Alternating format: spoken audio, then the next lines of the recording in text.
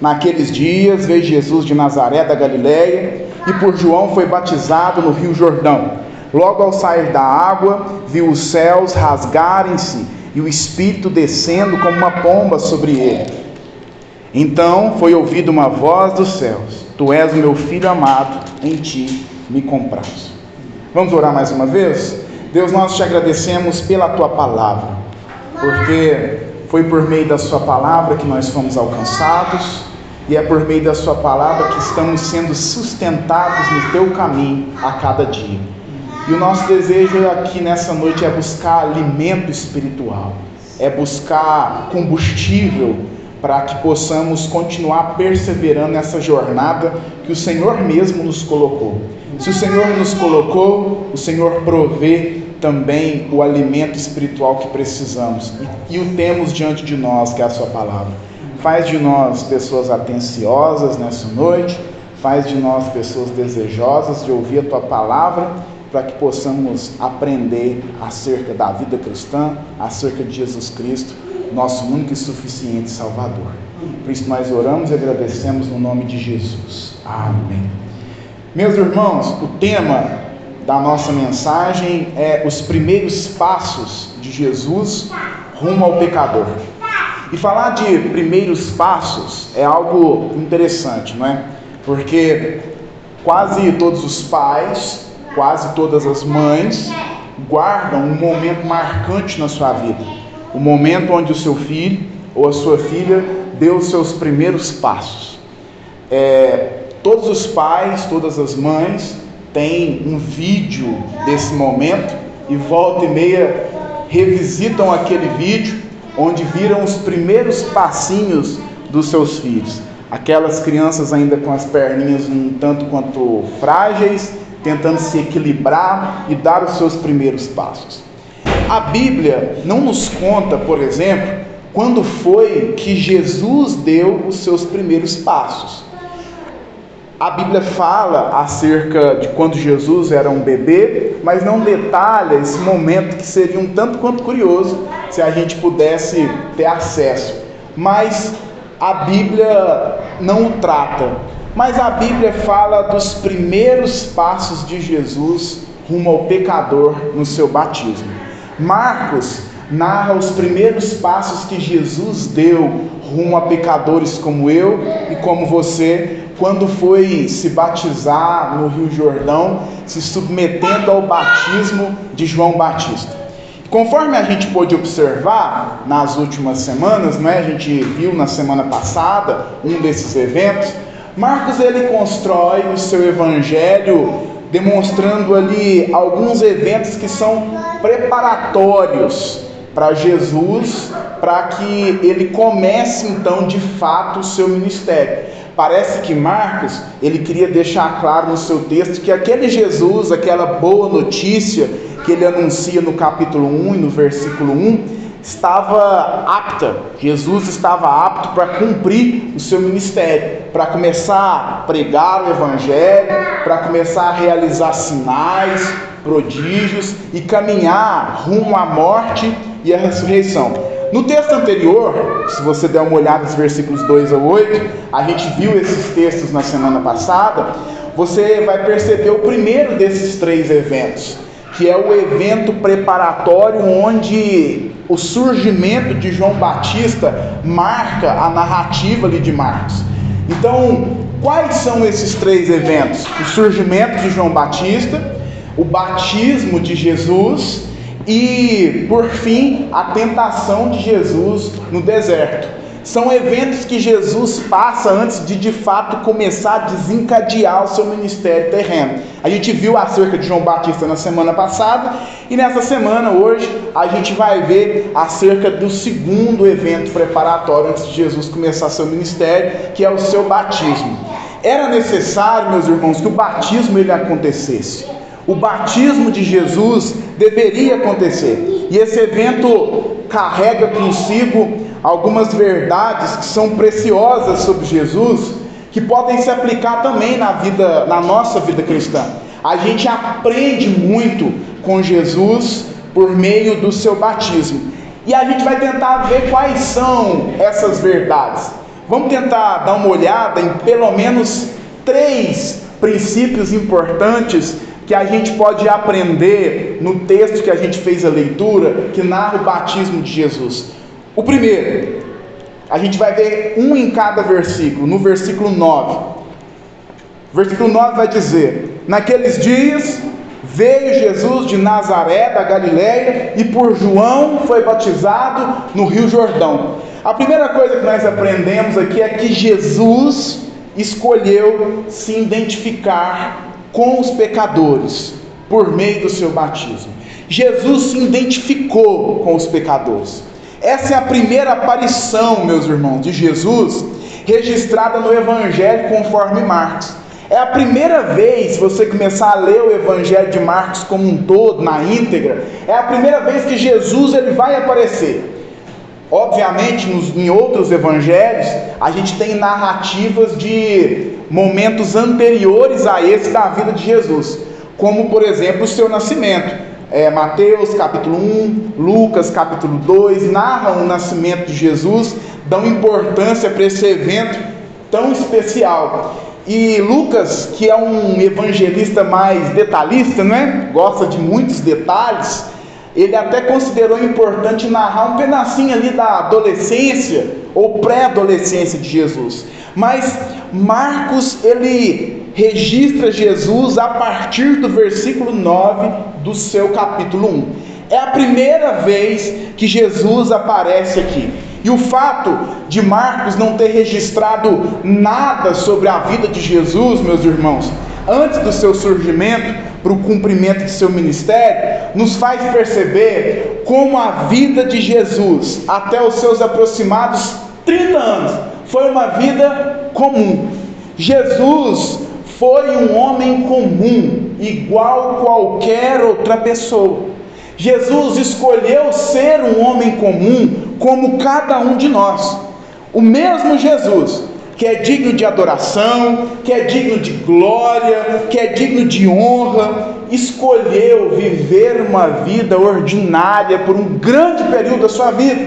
Jesus passou aproximadamente 3 décadas vivendo como um homem comum, fazendo o que todo homem comum fazia. Jesus foi uma criança comum, igual as crianças que temos no nosso contexto. Jesus foi um adolescente comum, igual os adolescentes que temos no nosso contexto. Jesus era um homem comum que acordava todos os dias, tinha uma profissão. A Bíblia diz que ele era um carpinteiro, e ele acordava, imagina que acordava bem cedo, e trabalhava todos os dias, e dormia no final do dia cansado, assim como cada um de nós fica no meio da nossa rotina trabalhística todos os dias. Jesus era um homem comum. E meus irmãos, por muitas vezes, essa monotonia da vida comum, essa rotina parecida todos os dias, essa vida comum, ela tenta nos sabotar. Nos sabotar em qual sentido? Quando estamos vivendo uma vida comum, temos a tendência de imaginar que Deus não está fazendo algo ao nosso favor. Porque nós aprendemos e estamos acostumados e esperamos, isso está dentro de nós. É normal a gente esperar que algo sobrenatural aconteça todos os dias. A gente fica esperando isso. E quando parece que essas evidências sobrenaturais não chegam à nossa vida todos os dias, a gente chega ao ponto de às vezes pensar: não, Deus se esqueceu de mim. Não acontece nada, as coisas não dão certo, as coisas não se movem.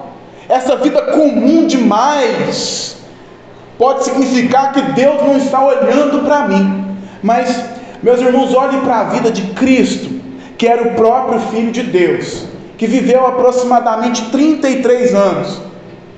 Viveu 30, vivendo uma vida comum como cada um de nós. Jesus não vivia, antes dos seus 30 anos, andando pelas ruas como um adolescente, fazendo milagres todos os dias por aí. É exatamente por isso que a Bíblia não narra esse período da história de Jesus, para deixar bem claro para cada um de nós que ele se identificou com um povo comum, sendo alguém comum, apesar de ser o Filho de Deus. Jesus viveu 30 anos em uma vida ordinária, para viver 3 anos de uma vida extraordinária, carregadas de milagres. Isso nos ensina muito, meus irmãos. Nos ensina que a nossa vida comum também glorifica a Deus. Nos ensina que o Senhor está olhando para a nossa vida comum todos os dias. Significa que o Senhor está cuidando de nós, apesar da nossa vida às vezes ser uma espécie de uma mesmice, não é? Às vezes a gente fica um pouco entediado, porque a vida ela é repetitiva, né? É muito repetitiva e às vezes a gente vai ficando entediado. Mas apesar disso, meus irmãos, em meio a essa vida repetitiva, essa rotina de cada dia, Deus está cuidando de nós. A obscuridade acerca dessa etapa comum na vida de Jesus nos comunica uma verdade importante, meus irmãos. Aquele Jesus Cristo, o Filho de Deus, que Marcos começa anunciando como uma boa notícia no capítulo 1, no versículo 1, considerou importante ter uma vida comum igual a de todas as pessoas. Ele quis viver assim. Ele quis se identificar com um povo comum, sendo alguém comum, desde o início da sua trajetória aqui na terra. Marcos registra dizendo o seguinte: naqueles dias veio Jesus de Nazaré da Galileia. E os dias que Jesus aparece é uma referência ao que Marcos está narrando anteriormente. Em quais dias Jesus apareceu? Jesus apareceu nos mesmos dias que João Batista pregava uma mensagem de arrependimento para a remissão de pecados. Jesus ele apareceu nos mesmos dias que João Batista convocava seus ouvintes ao arrependimento e submetia seus ouvintes ao batismo de João, que ficou conhecido assim. Jesus estava lá, meus irmãos, ouvindo a pregação de João Batista como uma pessoa comum. Jesus estava lá ouvindo que ele deveria se arrepender sem ter pecados. Jesus ouviu a mesma pregação que todas as pessoas. A Bíblia diz que Jesus, ele fez uma viagem de aproximadamente 160 quilômetros. Jesus sai de Nazaré, da Galileia, e vai até o Rio Jordão. 160 quilômetros de viagem para ser batizado por esse homem que pregava essa mensagem de arrependimento. Jesus já havia sido ali anunciado por Marcos como o Filho de Deus. E se Marcos anunciou Jesus como Filho de Deus, meus irmãos, isso pressupõe que Jesus não tinha pecados. Jesus não pecou.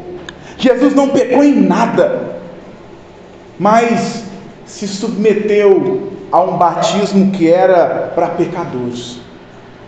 É fato que essa verdade de que Jesus não pecou em nenhum momento, em nenhuma etapa da sua vida, é uma concordância entre todos nós, mas a título de informação, o próprio apóstolo Paulo escreveu lá na sua segunda carta, no capítulo 5, no versículo 21, aquele que não conheceu o pecado.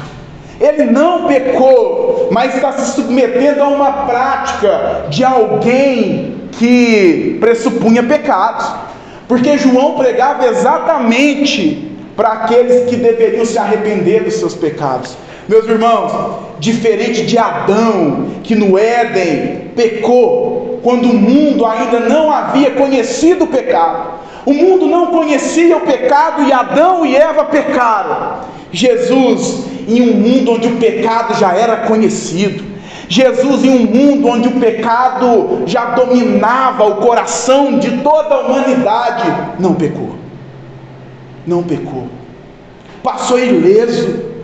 Meus irmãos, quando Jesus era criança, e é interessante a gente pensar acerca disso, quando Jesus era criança, Jesus não pecou contra os seus pais, fazendo as manipulações que uma criança faz muito bem para conseguir o que quer dos seus pais.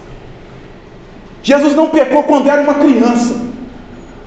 Meus irmãos, na adolescência de Jesus, Jesus não pecou junto com seus amiguinhos, cometendo os pecados que todos nós, provavelmente na nossa adolescência, cometemos. Jesus não fez isso. Jesus não foi influenciado pelos seus amigos na sua juventude, apesar de ter amigos, sendo uma pessoa comum como qualquer outra, sendo uma pessoa que se relacionava com muitas pessoas. Jesus não pecou. Meus irmãos, Jesus nunca olhou para uma mulher na sua vida com um olhar impuro. Nunca. Apesar de ter visto muitas mulheres na sua trajetória, ele nunca olhou para uma mulher com segundas intenções. Jesus nunca olhou para nenhuma pessoa com uma segunda intenção. Jesus sempre olhou para todas as pessoas, se relacionou com todas as pessoas com um olhar de pureza, com um olhar de graça, com um olhar de amor. Mas, apesar de não ter pecado, meus irmãos, apesar de tudo isso, ele foi batizado no Rio Jordão por João. Meus irmãos, por que é que Jesus decidiu passar por um processo que pecadores deveriam passar, se ele de fato não tinha pecados? Jesus poderia muito bem dizer para João Batista: olha, João Batista, eu estou ouvindo a sua mensagem, você é um pregador eloquente, um pregador ousado, um pregador preparado, mas essa mensagem não é para mim não, porque eu não preciso me arrepender, porque eu nunca pequei. Mas Jesus, meus irmãos, apesar de não ter pecado, ele se submeteu ao batismo que era para pecadores. E ele fez isso para se identificar com cada pecador que deveria passar por aquele batismo. Jesus fez isso para mostrar para mim e para você que nós deveríamos passar por esse processo de arrependimento. Jesus fez o que nós devemos fazer, se identificando com cada um de nós. Meus irmãos, se para cada cristão o batismo ele é uma decisão pública da sua fé, para Jesus o batismo foi uma decisão pública de que ele aceitaria viver seu ministério terreno e caminhar para o propósito de morrer na cruz e ressuscitar. Meus irmãos, Jesus, quando caminhava rumo àquele batismo, quando apareceu e João bradou, gritando: eis o Cordeiro de Deus, que tira o pecado do mundo, Jesus estava caminhando rumo a cada um de nós. Jesus estava dando os seus primeiros passos para alcançar o nosso coração por meio da sua morte, para alcançar a sua igreja por meio do seu ato de morrer e ressuscitar ao terceiro dia. Meus irmãos, quando nós olhamos para um Jesus que veio de Nazaré da Galileia rumo ao Rio Jordão, nós estamos vendo um Jesus caminhando rumo ao nosso encontro, rumo ao meu encontro, que sou um pecador carente da graça de Deus, rumo ao seu encontro, que é um pecador e uma pecadora carente da graça de Deus. Imagine esses passos de Jesus. A gente pode tentar imaginar talvez a aparência de Jesus, né? De um judeu, um homem provavelmente alto, um homem provavelmente com uma boa estatura física por conta da profissão que ele exercia, um homem talvez com seus cabelos longos, caminhando rumo àquele Rio Jordão, e aqueles passos que Jesus dava, com aquelas sandálias que os judeus usavam, eram passos rumo à minha vida, rumo à sua vida. Mas há uma segunda lição aqui, penúltima das 3 que vamos tratar, no versículo 10. Primeiro, no versículo 9, Jesus se identifica com os pecadores, se identifica comigo, se identifica com você, quando escolhe se submeter ao batismo de João. Mas agora, em segundo lugar, versículo 10, Jesus foi capacitado pelo Espírito Santo para cumprir a sua missão. O texto vai dizer: logo ao sair da água, viu os céus rasgarem-se e o Espírito descendo como uma pomba sobre ele. Meus irmãos, Jesus se comportou como qualquer pessoa comum. Jesus se batizou como qualquer pessoa comum. Mas os acontecimentos do seu batismo o que aconteceu quando Jesus foi se batizar foi diferente do batismo de qualquer outra pessoa. Todos os batismos ali que João realizou foram batismos comuns, de pessoas comuns. Jesus vem a João Batista como um homem comum, mas na hora do seu batismo acontece algo sobrenatural, que deixava claro que esse homem, apesar de se comportar como alguém comum, apesar de ter os costumes de uma pessoa comum, apesar de ter os trejeitos de uma pessoa comum, a rotina de alguém comum, não era alguém comum. Ele era o Filho de Deus. E meus irmãos, isso aqui nos ensina algo importante também. Nós não podemos tratar Jesus como uma mera pessoa comum.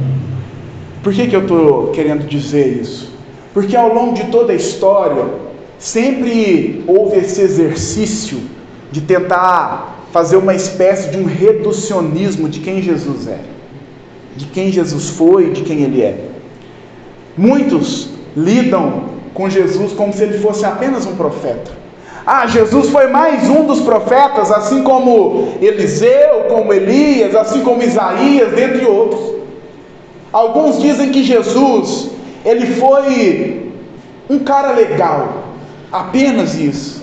Alguns dizem que Jesus foi só um homem que marcou a história por causa dos seus feitos. Outros, estudando de forma mais profunda, lançaram a grande teoria do Jesus histórico.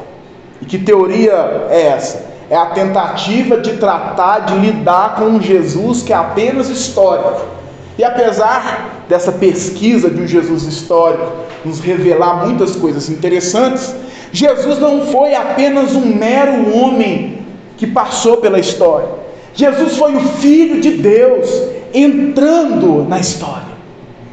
Jesus foi o Filho de Deus penetrando na nossa vida comum, penetrando na história de pessoas que viviam aflitas sem esse Jesus e caminhariam rumo ao inferno se não fosse por Ele. Esse foi Jesus. Meus irmãos, o nosso relacionamento com Jesus não pode ser um relacionamento com mais um amiguinho que a gente conhece. Apesar de, por meio da história, tentarem fazer esse exercício de reduzir a pessoa de Jesus, nós vemos em nosso tempo também muitas pessoas reduzindo a pessoa de Jesus, tratando Jesus apenas como um cara que foi legal, descolado. A gente tem uma série que é ótima, né? O The Chosen, né? E é muito boa, viu, meus irmãos? Recomendo, eu não sou contra não, acho até muito edificante. Mas a gente tem que tomar cuidado para a gente não ficar só com aquela imagem de um Jesus descoladinho, de um Jesus legal, parceiro e amigo, apesar dele ser tudo isso. Meus irmãos, aquele homem, esse homem que chegou no Rio Jordão, era o Filho de Deus, a salvação em carne e osso. E por isso nós devemos tratar o nosso Jesus com honra, com reverência, como nosso Senhor, como Deus da nossa vida, como aquele que é proprietário do nosso coração. Ele não é apenas mais uma pessoa. Ele é o homem que, em meio ao seu batismo, os céus chegaram ao ponto de se rasgar, porque ele estava fazendo aquele ato. Os céus se rasgaram como se duas mãos, meus irmãos, abrissem os céus. E eu acredito que isso é literal. Foi isso que aconteceu diante do batismo de Jesus. Os céus de fato se rasgaram de forma sobrenatural. Um contato dos céus com a terra por causa do seu Filho Jesus Cristo. Uma manifestação de glória, de poder, por causa de um homem que escolheu caminhar rumo à minha vida e rumo à sua vida. O profeta Isaías, em uma de suas profecias, orando ao Senhor, ele pediu ao Senhor, em um tempo onde ele orava por restauração do povo de Israel, onde ele orava para que a aflição do povo de Israel passasse, E ele pediu ao Senhor um sinal quando o livramento viesse. E ele orou dizendo no capítulo 64 do seu livro, versículo 1, ele orou dizendo: ó Deus, se fendesses os céus, se o céu se fendesse, se o céu se rasgasse, eu saberia que o seu cuidado estaria conosco. E meus irmãos, a oração do profeta Isaías, que é o profeta messiânico, ela é respondida aqui, porque a chegada de Jesus é marcada pelo céu se rasgando. Os primeiros passos de Jesus, narrados por Marcos, são os passos de Jesus vindo rumo à minha aflição, que não cessa sem Jesus, vindo rumo à sua aflição, que não cessa sem Jesus. Os passos de Jesus aqui são passos de Deus encarnado, vindo rumo a um buraco existencial que existe em mim e em você, que só podem ser preenchidos pelo Cristo, pelo Messias enviado por Deus. Não há o que possamos fazer, meus irmãos, não há o que o ser humano possa fazer para resolver esse problema. E meus irmãos, a pergunta é: o que cada um de nós faria se Jesus não tivesse dado esses primeiros passos narrados por Marcos?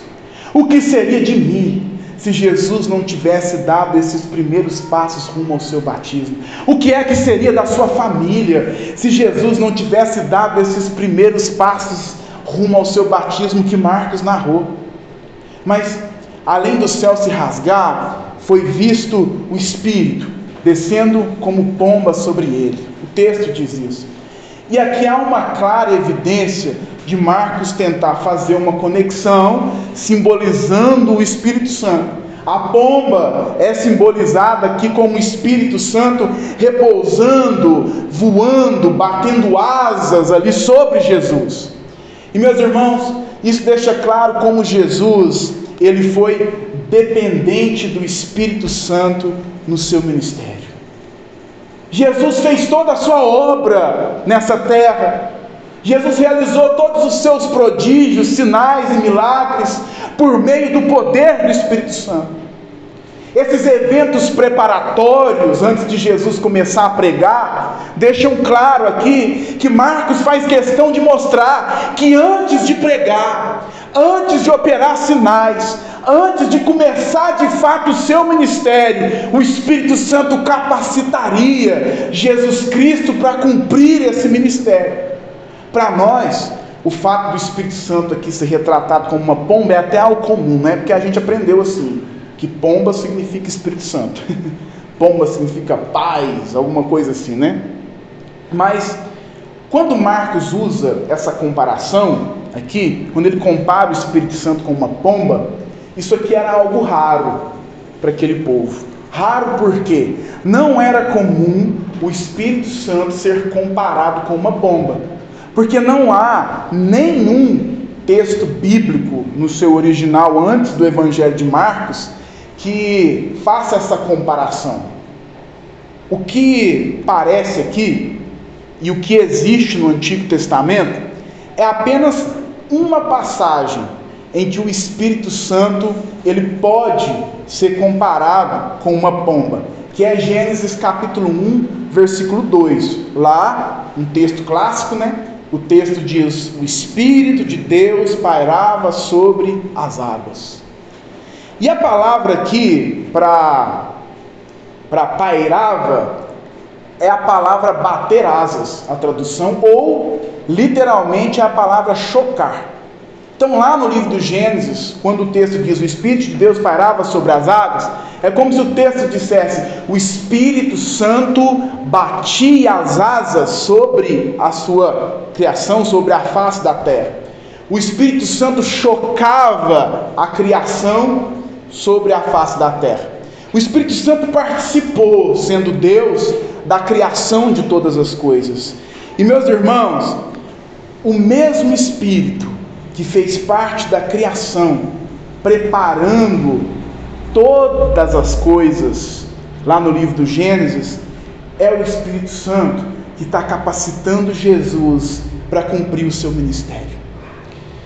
Um contraste aqui com várias referências do Espírito vindo sobre os homens do Antigo Testamento deixa claro que esse Espírito Santo está vindo sobre Jesus.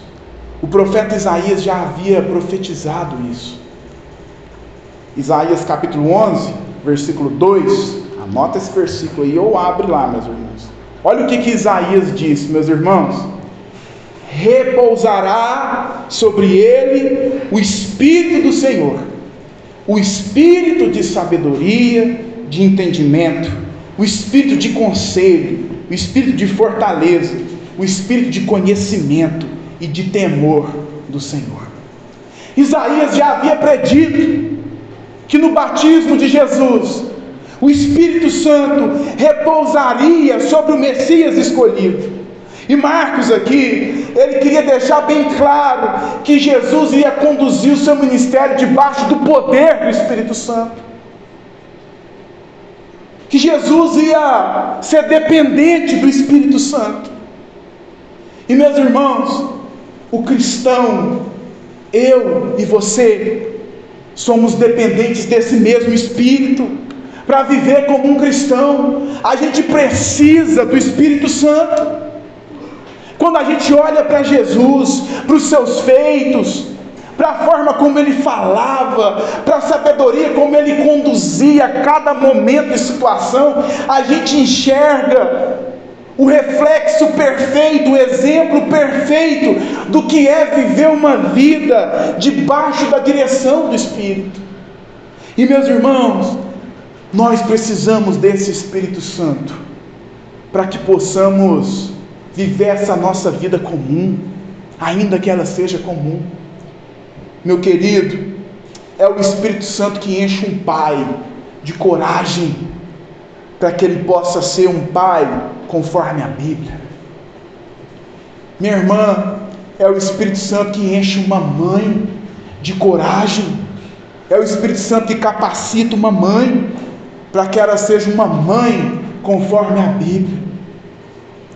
É o Espírito Santo que nos capacita a conduzir o nosso ministério. É o Espírito Santo que nos capacita na nossa profissão. É o Espírito Santo que nos capacita em todas as áreas da nossa vida. No início do ministério de Jesus, o texto faz questão de mostrar que antes de começar esse ministério, ele se comportou como alguém totalmente dependente do Espírito Santo. Se Jesus, que era o próprio Filho de Deus, se colocou debaixo dessa posição, quem somos nós, meus irmãos, para tentarmos viver uma vida sem a direção do Espírito de Deus? Nós precisamos do Espírito de Deus. Mas, por fim, terceira e última lição desse texto, no versículo 11, Jesus vai ter a sua identidade atestada, legitimada pelo Pai. Olha o que diz o versículo 11, depois desse evento glorioso dos céus se rasgarem, outro evento glorioso prossegue o texto. Então foi ouvida uma voz dos céus: Tu és o meu Filho amado, em ti me comprazo.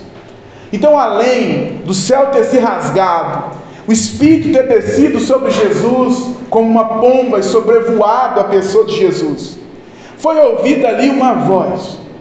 Meus irmãos, essa voz ela foi ouvida. Quem estava ali ouviu essa voz. O texto está dizendo que essa voz ela foi ouvida. E olha o que essa voz disse: Jesus, meu filho, você é um filho amado. Jesus trata, o Senhor, Deus, melhor dizendo, o Pai, trata o seu filho com uma intimidade familiar, com uma intimidade que aqueles que são pais têm costume de tratar os seus filhos, não é? Filho, eu te amo. Filho, você é meu filho e minha filha amada. Tem uma intimidade familiar sendo demonstrada de forma clara no texto. Um amor do pai para o seu filho.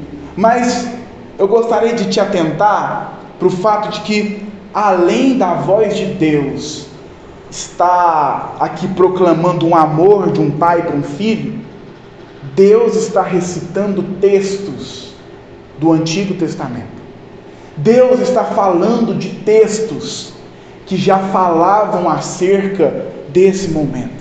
Deus está literalmente citando textos que ele já havia inspirado homens de Deus a dizer para o povo de Israel no Antigo Testamento. Essa declaração de Deus é uma junção de dois textos: Salmos capítulo 2, versículo 7, e também Isaías capítulo 42, versículo 1. Salmos capítulo 2, versículo 7, vai dizer assim, proclamarei o decreto do Senhor. Ele me disse, tu és meu filho, exatamente como Deus disse, eu hoje te gerei. E meus irmãos, o Salmo número 2, esse salmo, assim como outros, eles eram usados para proclamar a entronização de um rei. Então, quando o povo de Israel tinha um novo rei, se proclamava esses salmos para consagrar o novo governo desse rei. Quando Davi assumiu o trono, se proclamava salmos desse tipo. Quando Salomão assume o trono, se proclamou salmos desse tipo. E dentre todos os reis da história de Israel. Meus irmãos, Deus está aqui por meio da sua declaração de amor e de afeto para o seu filho, declarando que um novo rei chegou. E esse rei se chama Jesus Cristo.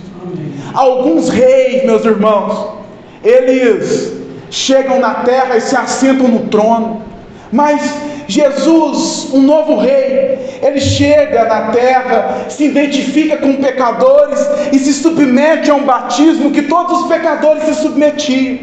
Esse rei, ele é um rei diferente, mas é um rei que está pronto para governar. Meus irmãos, esse rei não é um rei que está chegando para fazer súditos, mas esse rei é um rei que está chegando para servir os seus súditos. Um rei que vem para governar de uma forma diferente. Esse rei não traz um reinado terreno, mas esse rei proclama o reino dos céus. Proclama um reino diferente daquele reino que nós estamos acostumados a ter a ambição de ter nessa terra. Deus estava proclamando um novo rei, mas a declaração do Senhor, meus irmãos, além de indicar um rei que está sendo entronizado, ela identifica também um servo sofredor. Peço perdão porque de fato textos como esse nos emocionam, porque há uma junção de dois textos aqui, não é? Salmo capítulo 2, versículo 7, e também Isaías capítulo 42, versículo 1. Isaías, ele escreveu dizendo assim: eis aqui o meu servo, a quem sustento, o meu escolhido, e em quem a minha alma se compraz, exatamente como Deus declara para o seu Filho Jesus Cristo. Pus sobre ele o meu Espírito, exatamente o que aconteceu no versículo 10. Ele promulgará o direito para os gentios. E se você quiser traduzir gentios como ele promulgará o direito para os pecadores, se você quiser traduzir os gentios como ele promulgará os direitos para pessoas como Alex, como cada um de vocês e cada nome que está aqui nessa noite, você pode. Meus irmãos, Deus, quando disse: esse é o meu filho amado, e em ti me comprazo, ele está dizendo: eu proclamo um rei, eu entronizo um rei, mas eu elejo hoje um servo que vem para sofrer, um servo que vem para sofrer pelo seu povo. E quando a gente faz uma junção dessas duas referências, Deus está deixando bem claro que apesar daquele homem ser o filho de Deus, ele foi eleito para ser o servo que iria sofrer, sangrar até a morte. E o batismo de Cristo significa que Jesus, ele aceitou essa tarefa. Jesus entenderia perfeitamente as declarações do seu Pai, que foram ouvidas por ele. Esse é o meu filho amado, em ti me comprazo. Jesus entenderia muito bem, porque Jesus sabia de Bíblia, não é? Jesus conhecia o Antigo Testamento. Jesus sabia o que Deus estava dizendo para ele. E o que Deus estava dizendo para ele é: meu filho amado, tu és um rei que chegou para reinar, mas tu reinarás sofrendo pelo seu povo, caminhando como uma ovelha muda, apesar dos xingamentos que tu vai sofrer, apesar da tristeza que com certeza você vai sofrer, apesar da decepção com aqueles que vão te abandonar, você será o meu rei que virá para ser um servo sofredor. E meus irmãos, Jesus caminhou rumo àquele batismo aceitando esse desafio. E é porque Jesus aceitou esse desafio, morreu na cruz e ressuscitou o terceiro dia, que essa identidade de filho amado não é só mais dele. Essa identidade agora ela é minha. Essa identidade agora ela é sua. Essa identidade é de cada um que ele justificou na cruz do Calvário. Essa identidade de filho amado, ela é de cada um que crê verdadeiramente em Jesus Cristo. E agora, meus irmãos, nós somos chamados por esse Pai, como ele chamou o seu Filho Jesus Cristo. Somos chamados de filhos amados. O Senhor declarou o seu amor pelo seu Filho, e isso é extremamente interessante. Antes do seu Filho realizar nenhuma obra no seu ministério. Porque geralmente, meus irmãos, a gente como pai, e é claro que os pais e a mãe nem sempre agem assim, né? Mas é comum a gente desferir um elogio para os nossos filhos quando eles fazem algo bonitinho, né? Fazem algo bonitinho, algo muito bonito, que é a fofura, e a gente vai e entrega um elogio: que lindo, eu te amo. Ou quando os nossos filhos obedecem a gente, não é? Quando os nossos filhos fazem algo que a gente ensinou, e aí a gente se enche de orgulho e elogia os nossos filhos: te amo, filho, que bênção. A gente geralmente desfere elogios e palavras de amor quando os nossos filhos fazem algo diante de nós que arranca de nós essas palavras de amor. Mas Deus escolheu chamar o seu filho de filho amado antes dele fazer qualquer coisa, antes dele curar, antes dele pregar, antes dele ser o Jesus que caminhou sobre as águas, antes dele ser o Jesus que tocou no esquife de uma menina morta e essa menina ressuscitou, antes de Jesus curar um homem com uma mão ressequida, antes de Jesus libertar um homem possesso, antes de Jesus curar a sogra de Pedro, antes de Jesus morrer na cruz, antes de Jesus fazer qualquer coisa, o seu Pai já o chamou de filho amado. Amém. E meus irmãos, do mesmo modo, isso se aplica a nós, sabe por quê? Porque Deus não te ama porque você impressionou Ele. Deus não te chama de filho amado. Jesus não morreu na cruz por você porque você tem algo que impressionou Ele. Ele não viu algo bonitinho em você e disse: ah, que filho amado. Ele não viu você fazendo coisas certas para poder dizer: que filho amado. Não, mas exatamente o contrário. Você fazia tudo errado e um dia Ele te amou naquela cruz. Meus irmãos, Deus te ama, sabe por quê? Simplesmente porque Ele te ama, e ponto final. Deus te ama porque te ama. E a vontade de Deus para a sua vida não é que você faça algo para que Ele passe a te amar. Deus não está esperando isso de você. Deus não está esperando você fazer algo impressionante para que Ele passe a te amar.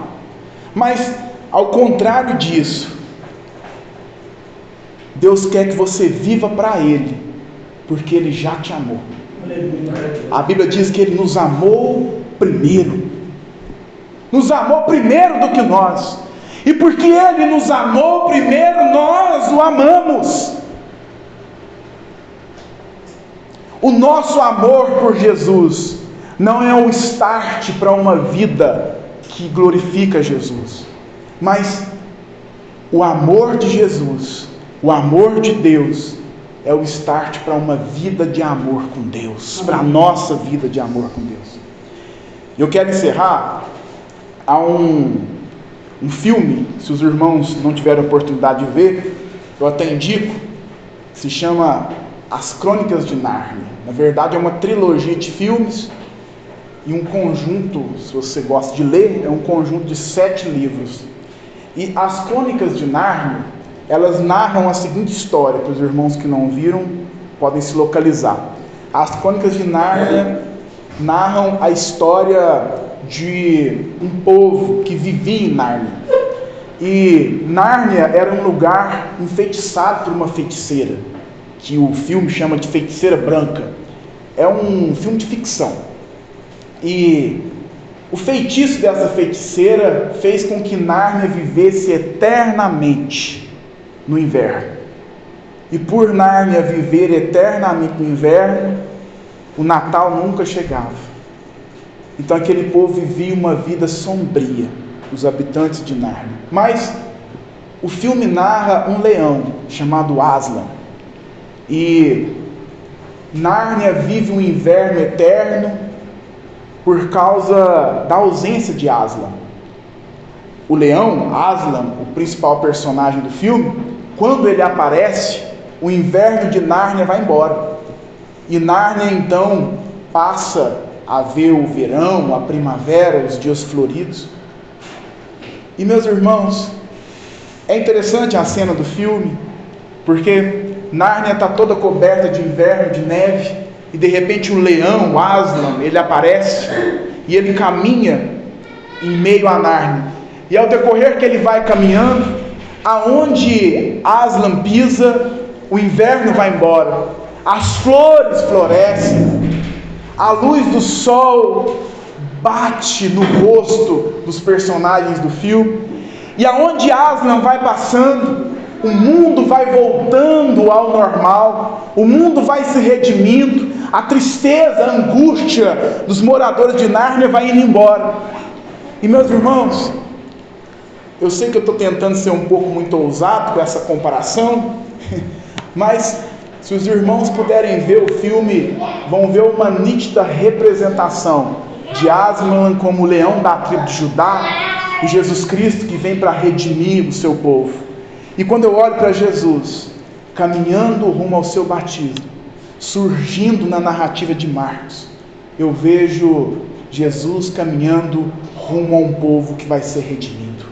E por onde ele passa, assim como por onde Aslan passou, é redimido, é sarado, é curado, a angústia termina, a tristeza eterna vai embora, o sentido da vida retoma o seu lugar. Meus irmãos, Jesus caminhou rumo àquele batismo para nos redimir, para redimir a sua igreja.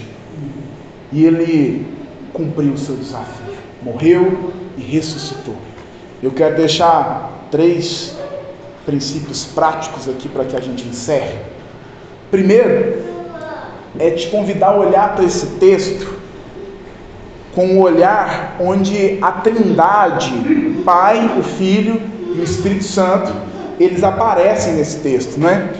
A Trindade é composta pelo Pai, primeira pessoa da Trindade, Filho, segunda pessoa da Trindade, e o Espírito Santo, terceira pessoa da Trindade. Mas o que isso significa para nós? Por que isso é importante? Nesse texto a gente viu o Pai se declarando a Jesus, que é o Filho, e viu o Espírito Santo sendo representado ali pela pomba. A Trindade em 3 versículos, né? E a doutrina da Trindade, ela afirma o quê? Ela afirma que existe um Deus só, mas que esse Deus, ele existe eternamente em três pessoas distintas. Ele é um, mas existe em três, certo? Pai, Filho e Espírito Santo. E o que a gente vê entre essas três pessoas da Trindade é uma relação de amor e de humildade. Sabe por quê, meus irmãos? O Pai, Deus, é Deus. O Filho que estava ali, Jesus, é o próprio Deus. O Espírito Santo que estava ali como uma bomba, também é o próprio Deus. Mas Jesus, que é Deus, se submete ao Espírito Santo para ser capacitado. O Espírito Santo, que é Deus, se submete a Deus, que é o Pai. Jesus, que é Deus, sendo Filho de Deus, se submete ao Pai, que é Deus. Então nós estamos vendo três pessoas que diante de nós são dignas de adoração, de glória, de honra, porque são Deus, tendo um relacionamento de amor, tendo um relacionamento de humildade. Meus irmãos, se o Espírito Santo, que é Deus, foi humilde, se Deus, que é o próprio Deus, foi humilde enviando seu Filho para cumprir o seu papel nessa terra, se Jesus, que é o próprio Deus, se submeteu ao Espírito Santo, foi humilde, isso significa que nós servimos um Deus humilde. Isso significa que nós devemos ser cristãos que imitam o nosso Deus. A humildade deve fazer parte da nossa vida cristã. Nós temos que ser pessoas humildes, meus irmãos. Temos que ser pessoas simples. Abrindo um parênteses, meus irmãos, como cristão, não há nada que soe ruim para o testemunho de um cristão antipático, na nossa linguagem comum, metido, né? Não há nada que soe tão ruim para um cristão como isso, porque a gente está olhando para um Jesus que era o próprio Deus, que era extremamente humilde, extremamente simples, e a gente deve imitar o nosso Deus, o nosso Cristo, o nosso Espírito Santo, que nos enche de humildade e sabedoria, e devemos viver dessa forma. Mas segundo, pode ser que você sinta que não é amado pelas pessoas do seu contexto. Talvez você se sente uma pessoa sozinha. Você se sente alguém que não é amado. Isso acontece muitas vezes, sabe quando, meus irmãos? Às vezes quando a gente perde uma pessoa muito importante na nossa vida, o luto, sabe?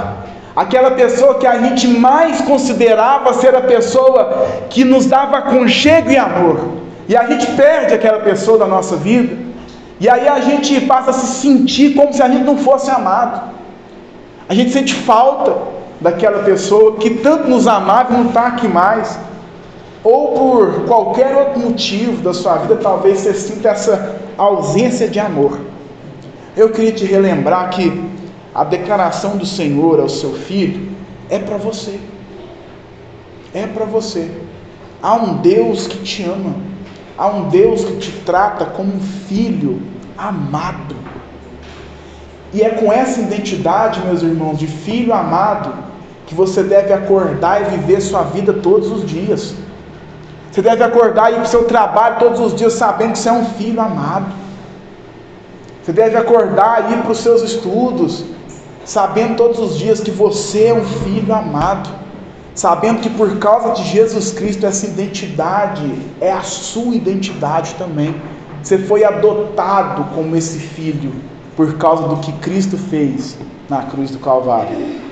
E por fim, terceiro e último, por muitas vezes, diante das dificuldades da vida que todos nós enfrentamos, nosso maior desejo é que o Senhor ele entre na nossa história, né?